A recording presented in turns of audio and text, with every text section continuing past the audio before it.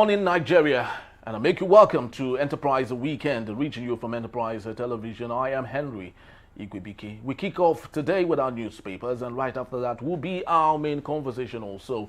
Please do well to be part of what we do. Have a say in what we say. You can always find and reach us at enterprisetvnews.com. You may equally like, comment, and follow us on all our social media platforms at Enterprise TV7. We're very so honored to have with us, joining us via Zoom, Dr. Victor Okhai, a development communicator and public affairs analyst. Thank you so very much, Doctor, for being here. Thank you for having me. Thank you. So let's kickstart today with the first daily on our desk, the Saturday Punch. It is big story. ADC targets 5 governors as Sanwo-Olu, Wike knocks coalition leaders. But on the very top strip of the same newspaper, we have Abuja strike, pupils turn hawkers, teachers beg for survival, and also COVID-19 fraud. U.S. court jails pastor as Osun monarch forfeits properties. And Bennett, that story. We regret not marrying more women, senior citizens, but of course that's on a lighter mood. Senate gives a condition for Natasha'S return after court judgment. Benue, Togo owe Nigeria 11 million in electricity debt. Doctor, let's take a look at the big story here, and that is on the Benue, Togo owing Nigeria 11 million in electricity debt. Help explain to us, when Nigerians still do not have sufficient electricity, how come neighboring countries are taking advantage of what Nigerians, over 200 million of us, would have been enjoying? First of all, I don't know what 11 million means. Whether it is 11 million kobo, 11 million $11 million, $11 million. Okay, yeah. So, yeah. Sometimes we do what we do because it is expedient. I'll give you an example. Remember that some of our rivers pass through some of these countries. I think Niger, from Niger, for instance, we have some of these agreements because if they block those dams, those rivers, or decide to create dams along those lines, our hydroelectricity will suffer. So some of these agreements are very necessary. And so it's not a matter of whether we have light or not. It's also the expedience. You will recall that there was a time a dam was opened in Cameroon and there was huge flood in Nigeria. Yeah. That's because we didn't keep our side of the bargain, and they had to do what they needed to do.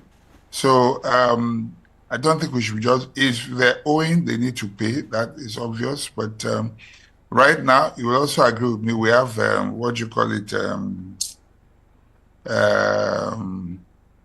the electricity distribution companies. We generate, but the distributors, they distribute accordingly.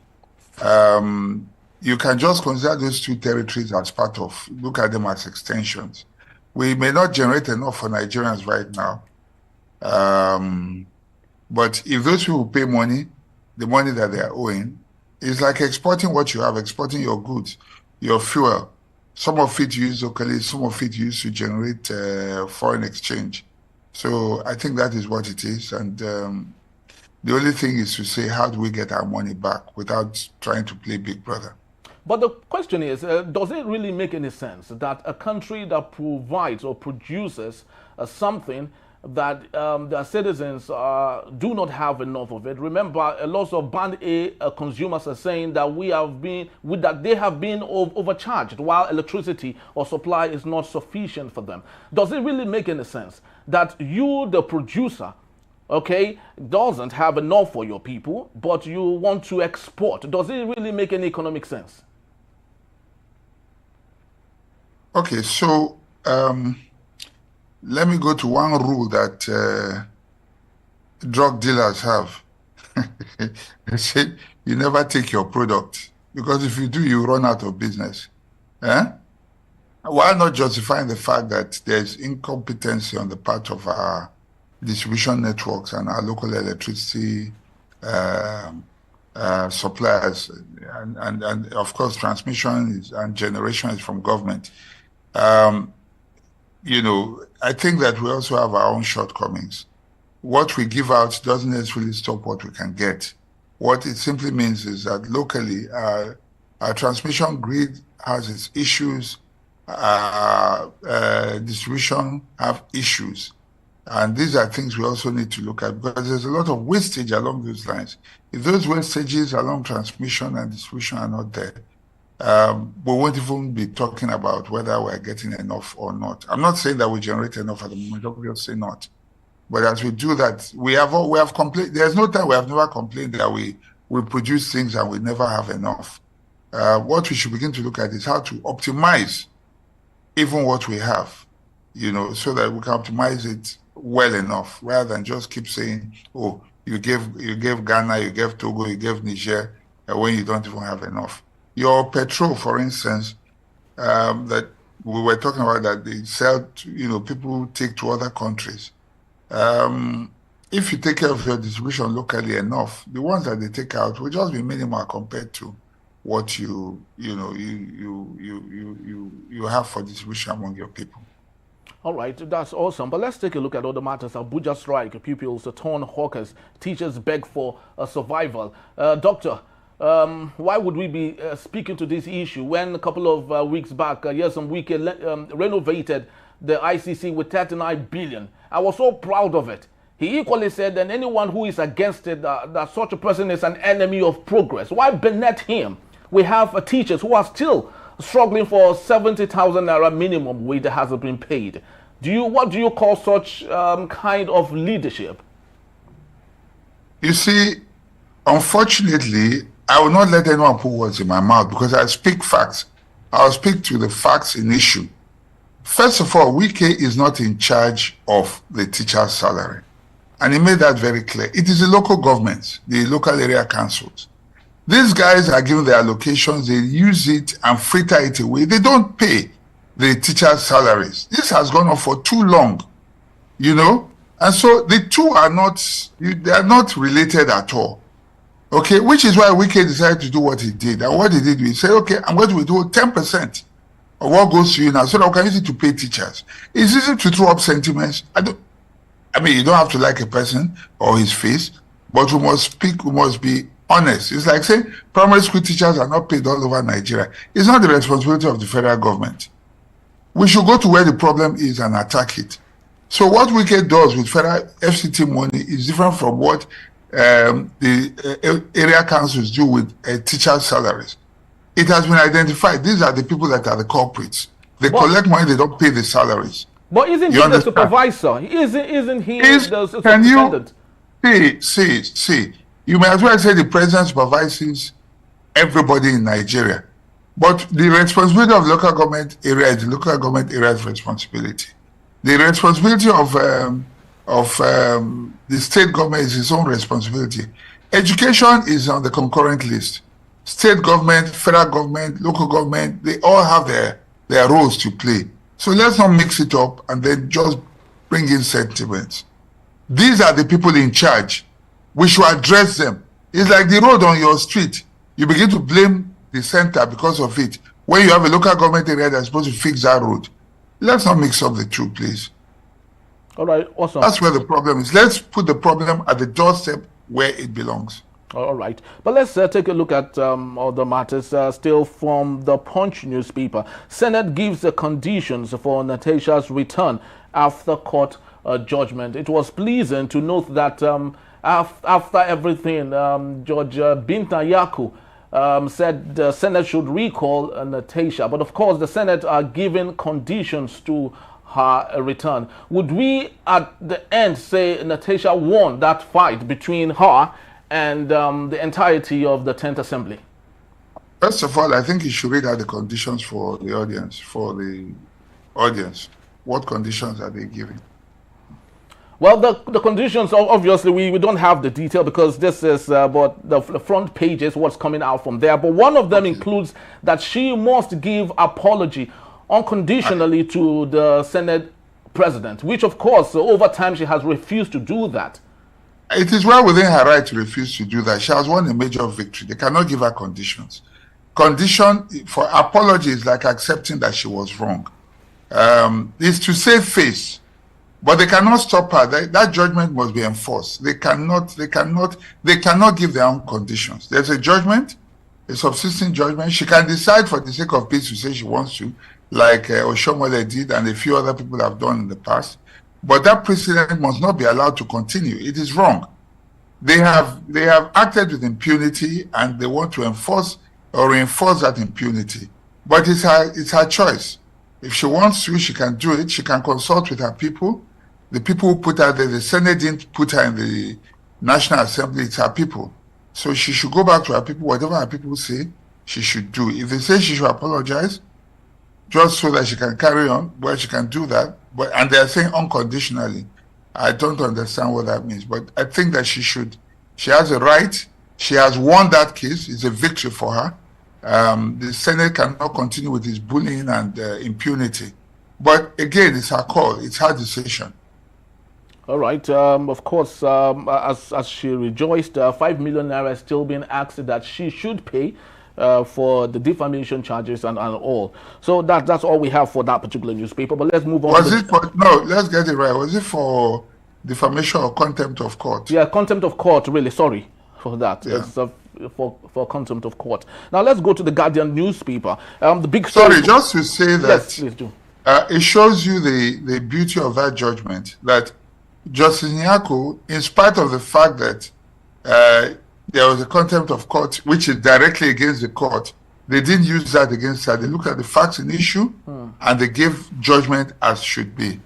But Doctor, do you see this as the power of affirmative action? To say that would be to take away from the integrity of the judge. I would not do that. I think that she has looked at the facts in issue and has addressed it accordingly as a judge.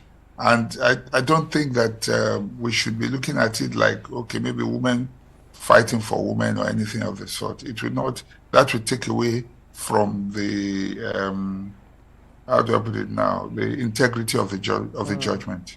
Well, that's a very good one. We're so very happy for what has come at the end of that particular fracas. But let's take a look at the Guardian newspaper. Poor facilities, funding diminish, cancer patients' access to health care.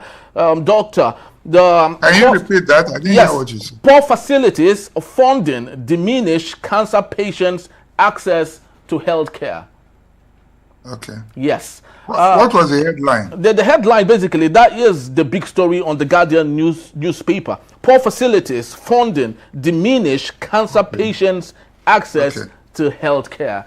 Of course, it's becoming a perennial problem, especially with the coming of this administration. The cost of drugs now is above the roof. Lots of Nigerians can't even afford the routine medicines that they use for BP and all other issues. And the worst of them all is people who have terminal ailments and living and surviving on drugs.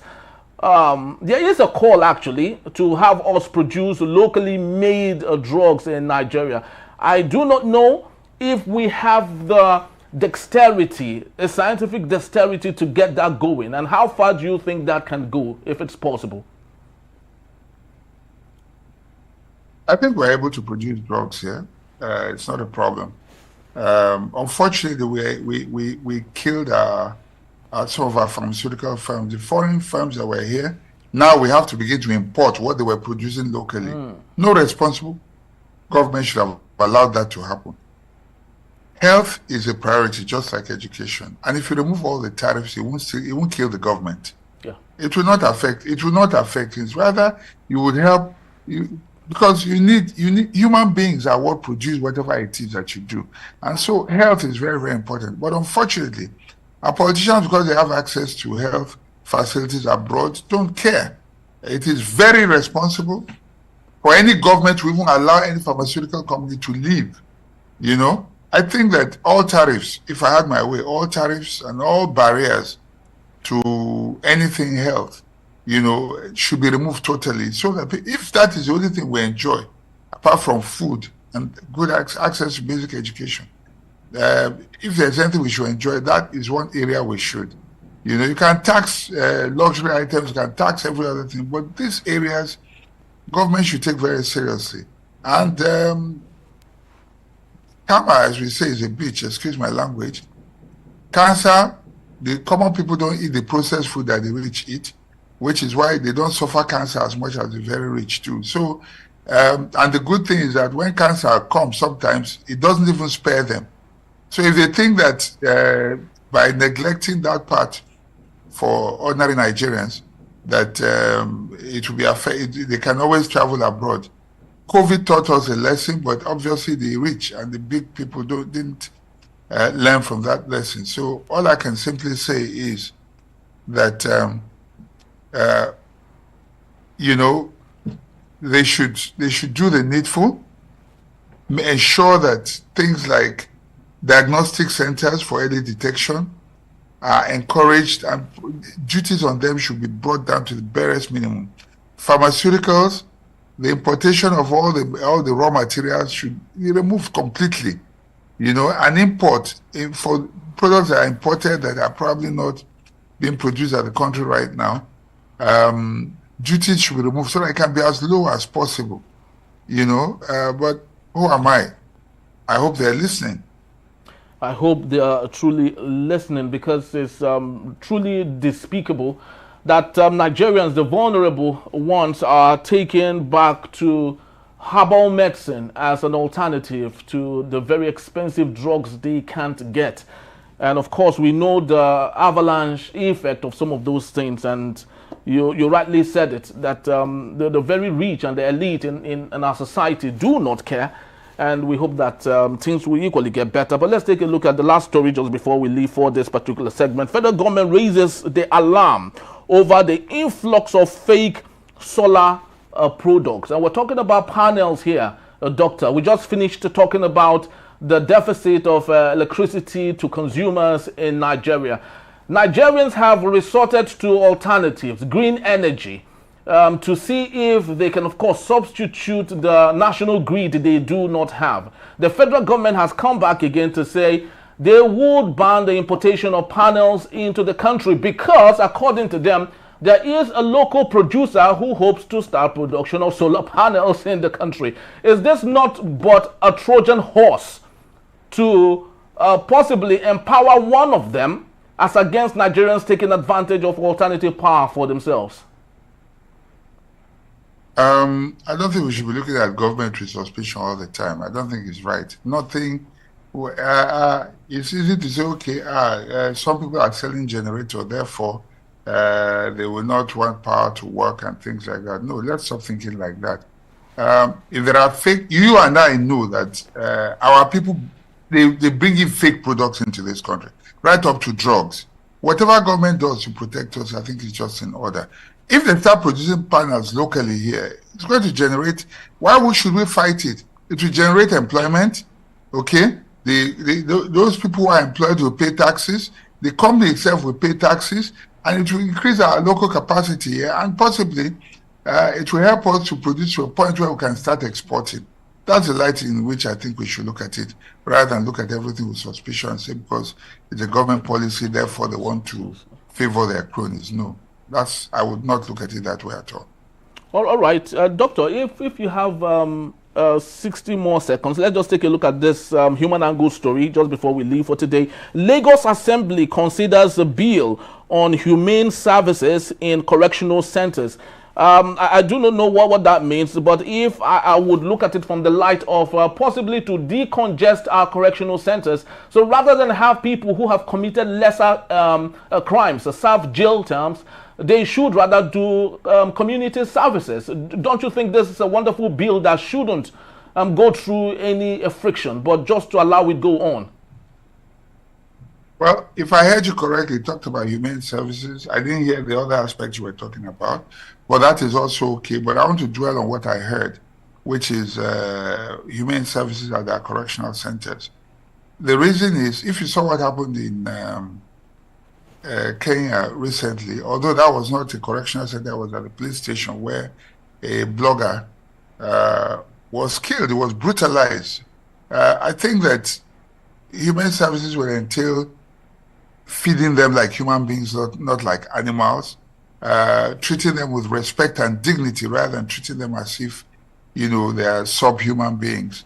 That is very, very important. I think that because if you look at the conditions under which some of them stay in these prisons, pack people like, as we say, like sardine, you know, inside one cell. I think that we should begin to take a second look at that, because the truth is anybody can land in jail at any time. And the politicians will be the first to tell you that even if they don't believe it, any of them can land in a cell at any time. And the conditions there are what you're going to meet. So if you make it comfortable, if you make it convenient, if you land there either rightfully or wrongfully, you're not going to be treated like a subhuman. So I think that is very, very important, but that's not taking away from what you have said. The issue of community service and all of that is also equally important. All right. So that's just all we have for this particular segment. Just to let you know that Dr. Victor Okhai will be here to take us on our main conversation. That is when we return. ADC targets governors. That in the Beat Still Enterprise weekend. Please don't go anywhere.